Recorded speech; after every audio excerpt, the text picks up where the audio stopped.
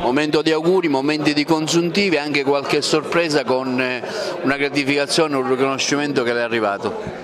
Sì, no, in maniera assolutamente inaspettata il Presidente della Croce Rossa Nazionale mi ha fatto avere e me l'hanno consegnata, non ne sapevo veramente niente, un graditissimo riconoscimento, ma come ho detto nel ringraziamento, il riconoscimento non tanto a me, il riconoscimento è alla Croce Rossa di Agrigento, alla collaborazione che c'è fra la Prefettura e la Croce Rossa, ma come ha la Croce Rossa con tutte quante le altre istituzioni.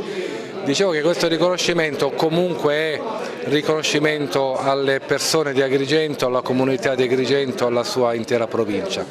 Oggi è uno scambio di auguri natalizi proprio per farci poi reciprocamente un impegno e una promessa a lavorare ancora tutti nel miglior modo possibile al servizio di questa comunità, perché l'anno che sta per cominciare, il 2018, possa essere un anno migliore, un anno più bello.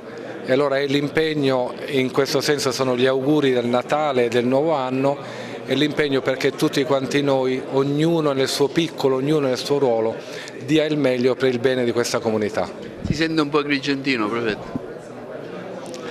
I miei figli, devo dire, mi prendono anche un po' in giro, mi sento molto agrigentino. Ne sono orgoglioso, d'altronde è vero che sono veramente diversi anni che lavoro qui nella provincia, in prefettura, e mi sento parte di questa comunità e mi riconosco all'interno dei problemi di questa comunità, delle infinite risorse che questa realtà ha, delle tante bellezze.